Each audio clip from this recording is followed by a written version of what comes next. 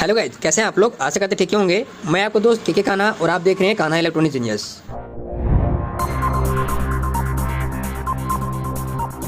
तो स्क्रीन पर देख पा रहे होंगे, आज मेरे पास एक एसएफ सोनिक का सेट आया हुआ है। देख सकते हैं एसएफ, यहाँ पे क्या लिखा हुआ देख सकते हैं, एसएफ पावर स्मार्ट। दोस्तों आपको मैं बता देना चाहता हूँ कि ये जो पीसीबी देख रहे हैं, ये पीसीबी जो मॉडल है बहुत सारे कंपनी में लगा हुआ आता है। ये जो पीसीबी है ये एक मॉडल में नहीं रहता है, एक कंपनी के इन्वर्टर में नहीं रहता है। एसएफ सोनिक में यही पीसीबी देखने को मिल जाएगा, पावर जोन में भी यही पीसीबी देखने को मिल जाएगा। और यहाँ पे क्या लिखा हुआ है, एसएफ पावर स्मार्ट।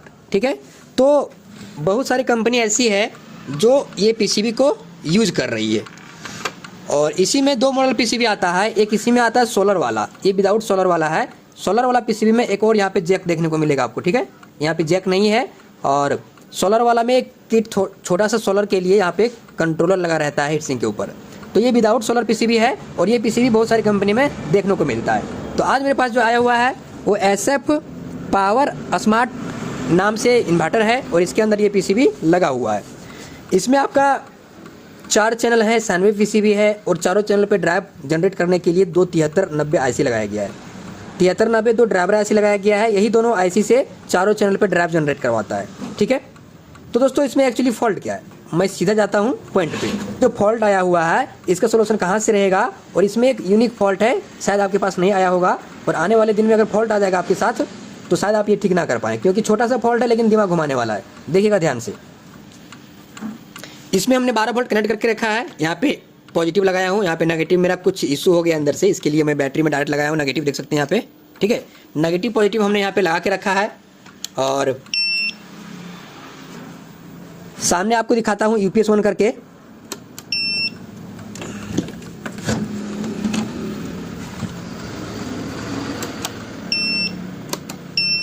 ये देखिए यहाँ पे बैकअप ऑन आ चुकी है, यूपीएस मोड पे मेरा सेट चल पड़ा है।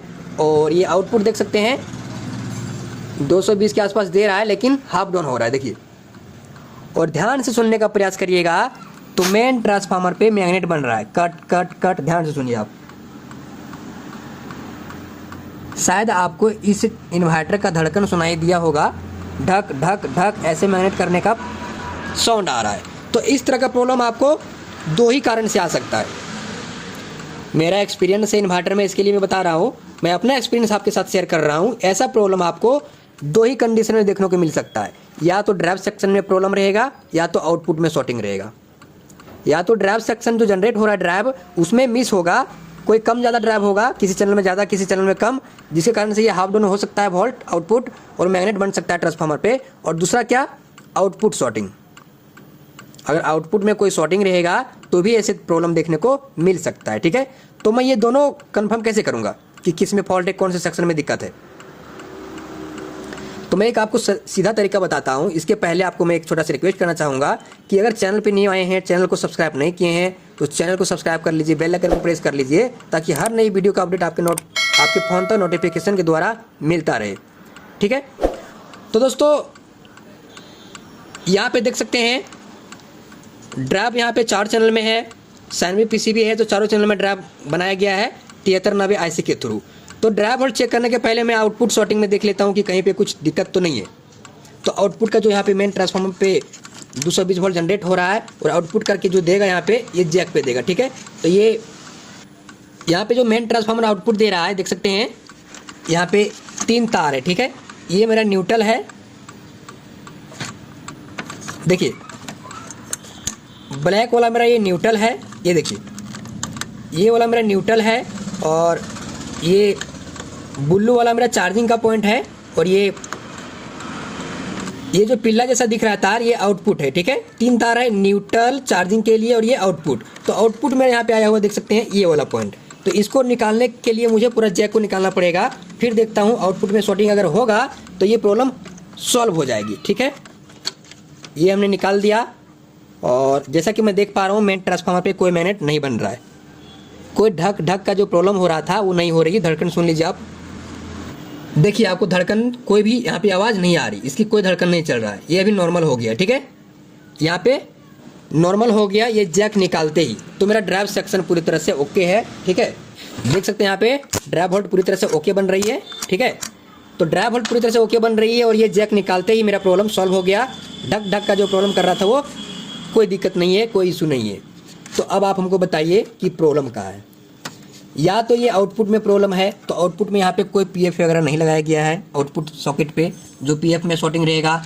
और मेरा आउटपुट जो जिधर और जो मैं आउटपुट लगाया हूँ इधर में मेरा बोर्ड में कोई शॉर्टिंग नहीं है, नहीं भी लगाता हूँ ये आउटपुट सॉकेट, फिर भी मेरा प्रॉब्लम इन्वर्टर में देखने को मिल रहा था। ठीक है, तो प्रॉब्लम कहाँ है, यहाँ पे देख सकते हैं ठीक जहाँ पे आउटपुट बन रहा है, इस वाले तार पे आउटपुट बन रहा है।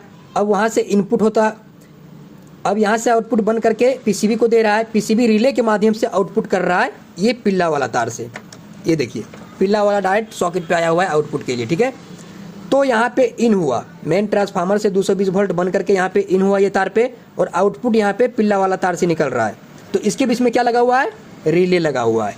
तो यहाँ पे 2 रिले लगा हुआ है। अब दोनों रिले में से कोई एक रिले खराब होगा, या तो उसका ट्रांजिस्टर खराब होगा, या तो क्या होगा मैं आपको खोल के दिखाता हूँ और पूरी तरह से समझाने का प्रयास करूंगा। ठीक है, तो दोस्तों अगर आप मेरे क्लास से वंचित हैं तो आप क्लास मेरा ज्वाइन कर सकते हैं। स्क्रीन पर नंबर चल रहा है, इस नंबर पे आपको डायरेक्ट कॉल नहीं करना, रिक्वेस्ट है।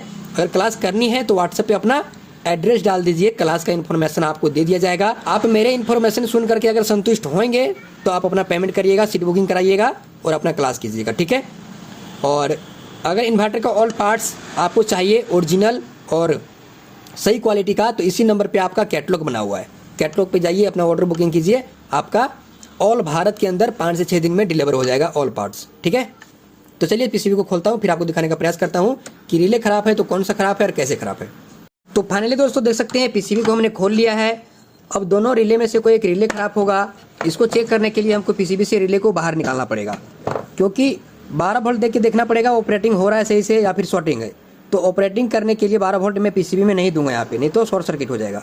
तो इसको चेक करने के लिए सही तरीका, पीसीबी से एक करके रिले निकालिए, जो फर्स्ट में खराब निकल जाए उसी को चेंज करना है, वही खराब है। ठीक है, तो पहले मैं इसी वाले रिले को निकालता हूँ, फिर दूसरे वाले को निकालूंगा।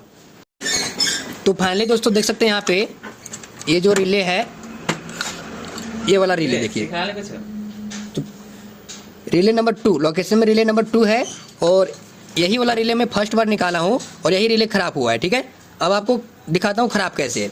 मैं 12 वोल्ट देता हूँ, फिर देखिएगा ये रिले ऑपरेटिंग नहीं हो रहा है। देखिए ये 12 वोल्ट का कॉइल है, अब मैं इसमें 12 वोल्ट दे रहा हूँ, देखिए इसमें 12 वोल्ट अवेलेबल है, 12 वोल्ट है। अब इसको मैं दे रहा हूँ तो ये ऑपरेट नहीं हो रहा है। देखिए कोई कुछ यहाँ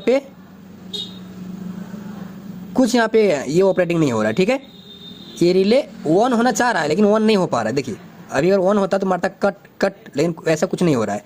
तो ये वाला मेरा रिले ऑपरेटिंग नहीं हो पा रही है, रिले ये खराब हो गई है। ठीक है, इसकी जगह पे मैं न्यू रिले लगाऊंगा। देखिए इसकी जगह पे मैं ये वाला रिले लगा रहा हूँ HL का, और फिर देखता हूँ सेट को पूरी तरह से सेट करके, फिर देखता हूँ मेरा प्रॉब्लम सॉल्व हुआ या फिर नहीं हुआ। ठीक है, तो फाइनली दोस्तों देख सकते हैं हमने यहाँ पे रिले चेंज कर लिया है। ठीक है, और इसमें हमने 12 वोल्ट कनेक्ट करके रखा है। स्विच को मैं ऑन करता हूँ,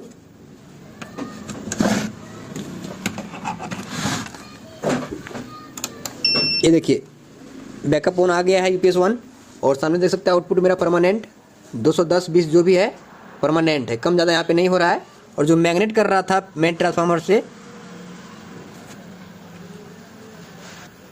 ढक ढक की जो आवाज़ आ रही थी वो अभी नहीं आ रही, देख सकते हैं पूरा स्मूथ ये चल रहा है। ठीक है, तो आपने देखा कि जो आउटपुट का तार था इसको मैंने खोल रहा था तो प्रॉब्लम सॉल्व हो जा रहा था, क्योंकि आगे आउटपुट में प्रॉब्लम था, रिले ख़राब था, रिले शॉर्टिंग कर दिया था कोई कारण से। जो यहाँ पे आउटपुट बन रहा है वो आउटपुट को कोई न्यूट्रल या तो कोई चार्जिंग वाले पॉइंट से टच कर रहा था रिले। ठीक है, जिसके कारण से ये शॉर्टिंग ले रहा था आउटपुट में, और वो फीडबैक में मेरा मेन ट्रांसफार्मर पे मैग्नेट बन रहा था ढक ढक ढक। इसके लिए वोल्टेज आउटपुट यहाँ पे कम ज़्यादा हो रहा था। ठीक है, तो इसमें जो भी फॉल्ट था रिले का था। आपने देखा क्या प्रोसेस रहा और कैसे मैं इस फॉल्ट को ट्रैक किया। तो चलिए आज के लिए इतना ही, फिर मिलते हैं नए वीडियो पर नए टॉपिक के साथ। तब तक के लिए bye bye, thank you for watching video.